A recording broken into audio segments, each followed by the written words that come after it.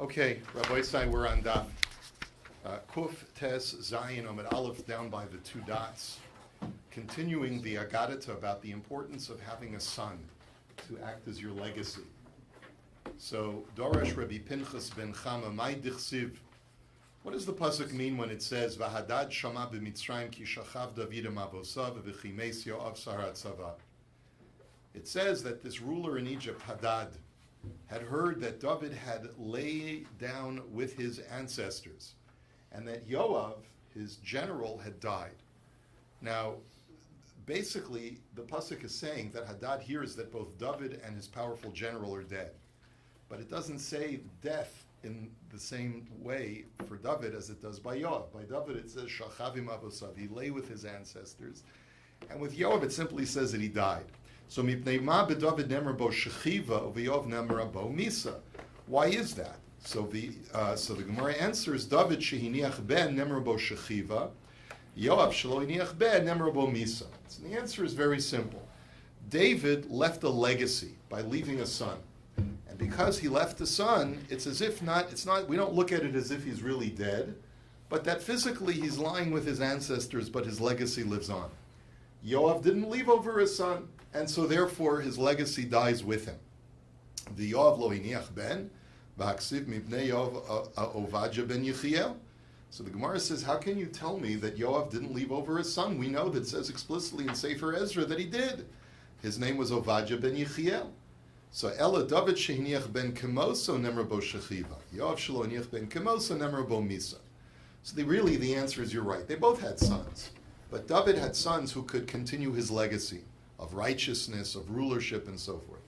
Yoav had sons, but they weren't worthy of continuing his legacy of leadership within Klal Yisrael. Yoav ben Yechiel, his grandson? I guess must have been a descendant, because we're talking about people who came back for Bayis Sheni. So this is several, I guess. So it's not a direct son. Yeah, it's this Ovadia is not a direct son, but it's a son of a son of a son, because it goes from paternally. It comes from Yoav. Darash Rabbi Pinchas ben Chama Kasha Anios Besoch Beso Shaladam Yoser Mechamisha Magos. Now the reason for this Gemara is that these are all statements by the same Rabbi Pinchas ben Chama, who taught us about the importance of having a son to continue your legacy. He also said that poverty in a person's house is far worse than any kind of plague. It is worse than having 50 plagues in your life. Shenamar, Chanuni Chanuni Atem Re'ai Ki Yad Eloka Noga Bi. So if you take a look at Sefer Eov, at one point he says, help me, my friends, because the hand of God has afflicted me. Now, B'kamri Lechavre, Hishomer Al Tefen Al Oven Ki Al Zebacharta Me'oni. And they respond to him, be careful, Eov, be careful what you wish for. In other words, don't turn to sin and say that things couldn't possibly get worse, because at least you're not afflicted with poverty. Now, where do you see that anything having to do with 50 plagues? So we know that Eov initially had was afflicted very, very harshly, but at least he kept some of his wealth. But he lost livestock, he lost children, Rachmana litzlan. He suffered tremendously. And he says, Ki yad Eloka, the hand of God is against me. Now that word hand of God is related to the hand of God that the Jews were witness to, Vayar Yisrael Asayad HaGedola Asher Asa Hashem b'Mitzrayim, that the Jews saw the great hand of God of miracles that were performed at the splitting of the Red Sea. We know from the Haggadah that the contrast between the miracles at the Red Sea and the miracles of the Eser Makos was that they said that by the Makos it's Etzba Elokimi, it's the finger of God. And at the Red Sea, it was 5 times the miracles, because it says the hand of God. There's 5 fingers on the hand, so it's 5 times the etzba of the Eser Makos. So therefore, anytime the word Yad Hashem is referenced, it's a reference to 50 kinds of miraculous afflictions that Eov suffered. So Eov was basically saying, I have the same Yad that the Egyptians had at the Red Sea. I've suffered 50 terrible things. And his friends respond to him, yeah, but at least you got your wealth. At least you have at least you have some money in the bank, is essentially what they said. So you see from here that poverty is even worse than 50 makos. Darash Rabbi Pinchas bar Chama kol sheyesh l'chol b'soch beis v'yetzel el tzol chacham v'yivakesh lo v'rachamim. And another statement of the same Rabbi Pinchas is that if a person has a sick person in his household, he should seek out a Talmud Chacham to pray for that person. Because a Chacham who's ostensibly righteous as well, through his prayers the person can be cured. Shenamar, as it says, Chamas melech malachei mavis v'ishacham yechaperena. As it says in Mishlei, that the wrath of the king of Hashem is to send out angels of death, that are when a sick person is on death's door, but a wise man can atone for that imminent or ominous doom that is awaiting a person through his prayers. So that's how you see that. Now let's continue on in the Gemara. The Mishnah had said, "Zeh haklal kol hakodem benachal lo yotze yerecho kodmim, v'ha'av kodem l'chol yotze yerecho." The Mishnah told us a general rule. We know we have a pecking order. We have a hierarchy of people in line for inheritance. And the rule is that anyone who comes first, also that person's inheritors, all that person's progeny, that person's children, also take priority. So for example, if a son is an heir, then the son's son takes priority of anyone who is lower than a son in inheritance. So for example, a son would take priority over a brother. And therefore, a son's son would take priority over a brother as well. That's the basic import of the Mishnah. Yes? Okay. So, and then the Mishnah had said, "V'ha'av kodem l'chol yotze yerecho," and a father takes priority of any of his yotze yerecho, of any of his children. So the simple import of that, as the Mishnah had pointed out yesterday, is that if a man's son passes away, and that son had a brother who's also the son of this man, so then the father takes priority of over any of his own children as far as being able to inherit the decedent. So if Yaakov dies and he has two sons, Reuven and Shimon, and Reuven dies, so Yaakov takes priority over Shimon as far as inheriting Reuven. That's the basic. As long as there's no children. As long as there's no children. Exactly. Okay. So, boy Rami bar Chama, avi ha'av va'achi ha'av, kegon Avram v'Yishmael b'nichsei Esav eze mehen kodem. So Rami bar Chama asks a pretty basic question. He says, what if you have a grandfather, and what if you have an uncle? And those are the only two surviving relatives of the decedent, a grandfather and an uncle. Which one takes priority? And the example that he gives is Avram and Yishmael b'nichsei Esav. So Esav has died, and Avraham, the grandfather, and Yishmael, the uncle, are the only ones alive. So the Rashbam says, why are you giving me an example of Esav? Give me an example of Yaakov. So he says, we'd rather see Esav dead than Yaakov. So that's the reason why we chose Esav as the example, right? So which one takes precedence? So Amar Rava, Tashma ha'av kodem l'chol yotzei yerecho. So Rava says, it's pretty basic. That's what we just learned in the Mishnah, right? It says that a man always takes priority over any of his children as far as inheriting heirs. So clearly, since Avraham is Yishmael's father, so Avram takes a priority over Yishmael, right? Isn't that what the Mishnah says very straightforwardly? So Rami bar Chama, so the Gemara is now bothered, like Rami bar Chama, like what were you thinking? Why did you even have this as a question if it's pretty explicit in the Mishnah? Agav churfe lo iyem ba. It was because of his sharpness, literally, that he wasn't paying attention. Now what does this mean? Well, the way the Rashbam explains, that Rami bar Chama really had a different question that he was about to ask, and he was asking a succession of questions. The next question that he's going to ask is not so clear-cut. So he was really focused on the second question, and he asked the first question as a sort of a lead-up, and he should have realized that that was clear from the Mishnah without any ambiguity. But the reason why essentially is that he was focusing really on the next question, which is the real question. So let's take a look now at the next question. So boy Rami bar Chama, avi ha'av ve'achiv, kigon Avram v'Yakov, b'nichsei Esav eze mehen kodem. My real question is a grandfather versus a brother. The two surviving relatives are a grandfather and a brother, not a grandfather and an uncle, but a grandfather and a brother. So you've got Avraham, so Esav dies, right? And the only two survivors of Esav are Esav's brother Yaakov and Esav's grandfather Avraham. So Yitzchak is dead, right? Yitzchak is already deceased, the father. Esav has no children. And the only two surviving heirs are Avraham, the grandfather, and Yaakov, the brother. Which one takes priority? So Amar Rava, Tashma ha'av kodem l'chol yotzei yerecho. So Rava says, but that too should be apparent from the Mishnah, because the Mishnah says that a father takes priority over all of his progeny. Now think about it for a second. Yaakov is Avraham's progeny, it's his grandson. So therefore, wouldn't it follow that Avraham would take priority over Yaakov, even though Yaakov is Esav's brother? But Yaakov is still a descendant of Avraham, so Avraham should still take priority. Not so fast. The Rami Bar Chama, Amar Lach, he'll tell you like this: Yotze Yerecho Shelo v'lo Yotze Yerecho Shel Bino. He says, no, it doesn't work that way. When the Mishnah says Yotze Yerecho, it means his immediate descendants, meaning his own children, but not the children of his children.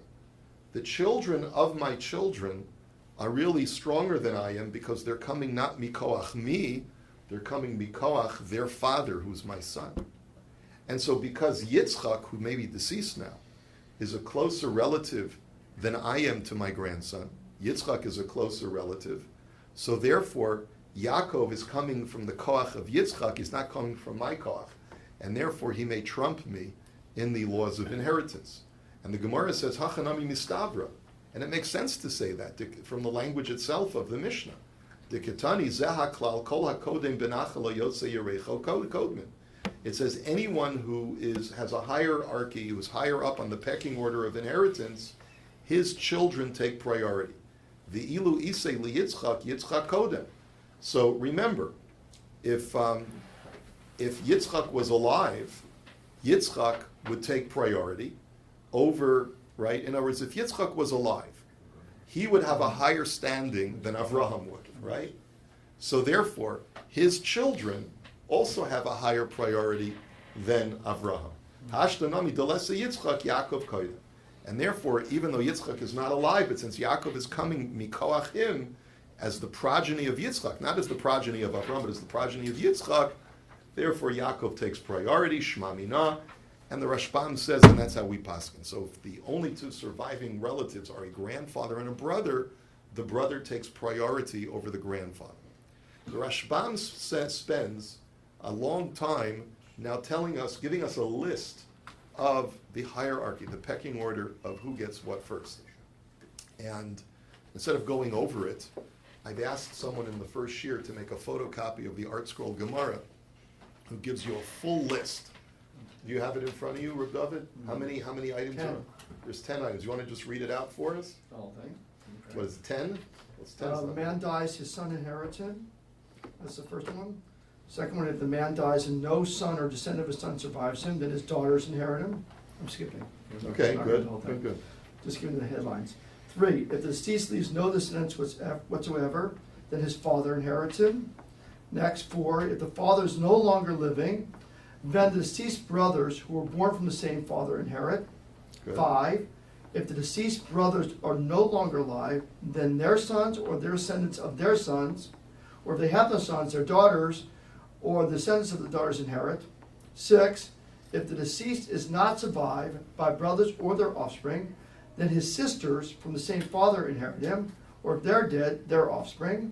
7, if the deceased is not survived by any brother or sister or their offspring, then inheritance reverts to the father's father. 8, if the father's father is dead, then the father's brothers, the sons of the father's fathers, inherit. If they are too dead, their sons or their offspring, their sons inherit.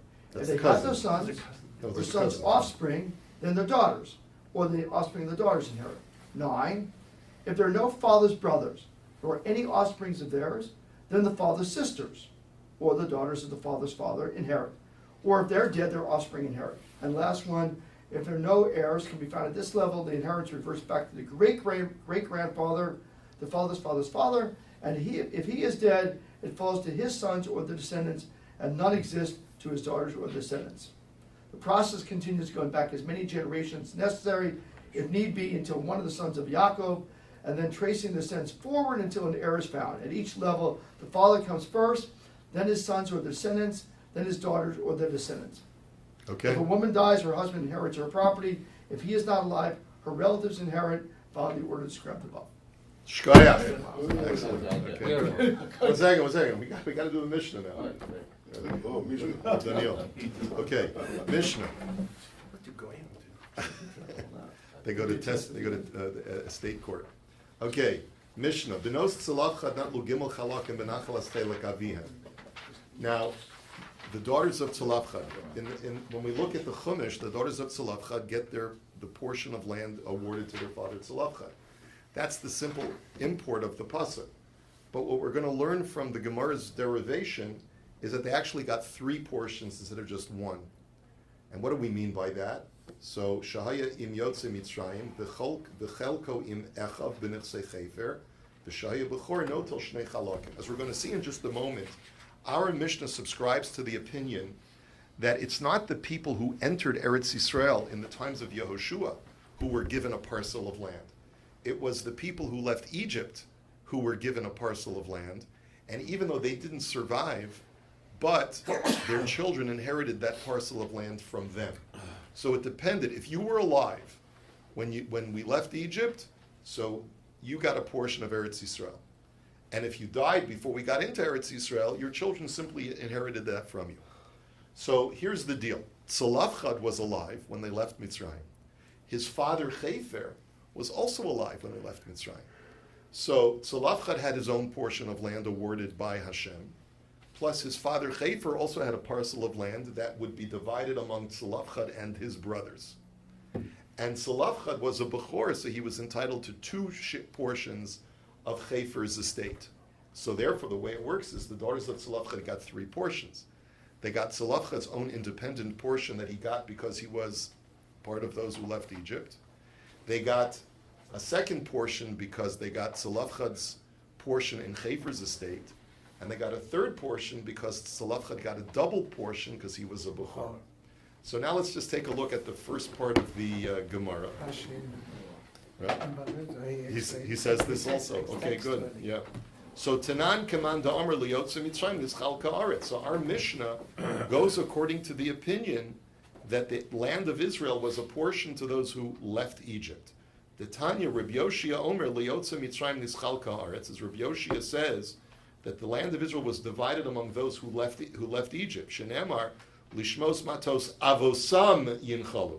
Because if you take a look at the pasuk, when it talks about the division of Eretz Yisrael, it says you divided according to the tribes of their fathers. So that implies that whatever your father had, in other words, that Moshe is gathering the people who are about to enter Eretz Yisrael. He's telling them, whatever your fathers got, that's what you're going to get. So it's not dependent upon you, it's dependent upon your fathers who left Egypt. So Elamani Mekayim La'ela Techalei Ka'aretz Benachala. But one second, this whole parsha is written right after a census is taken of all Jewish men over the age of 20, 602,000 and some change. So what are you telling me? Moshe says, for these people the land will be divided. For the people who are standing in front of me right now, not for the people who left Egypt. So isn't there a contradiction? So the Gemara answers no. So the answer is no. The pasuk is not telling you that you divide the land to these people over here, but it's telling you that you give them their father's portion because their fathers left Egypt. And the point of la'ela is to tell you that just like the census that we've just taken was only for people who were over the age of 20, for males over the age of 20, so too, when it comes to who got a chelak in Eretz Yisrael because they left Egypt, it was only if you were 20 years old when you left Egypt that your father was given a portion. If your father was 19 years old when he left Egypt, then he did not get a portion in Eretz Yisrael, which is ironic. So it could be that if your father was 19 when he left Egypt, and then you were born in the Midbar, and Nebuch, sounds like from the Gemara, you get nothing. You get nothing. The grandfather's Nachla, no? Assuming he's alive. What if he's not alive? What if he wasn't alive when they left Egypt? So that could potentially be a bad situation for that kind of individual. We'll have to analyze this, see if the Gemara addresses that. We'll continue Mitzvah tomorrow. Rabbi Chanani ben Akasha.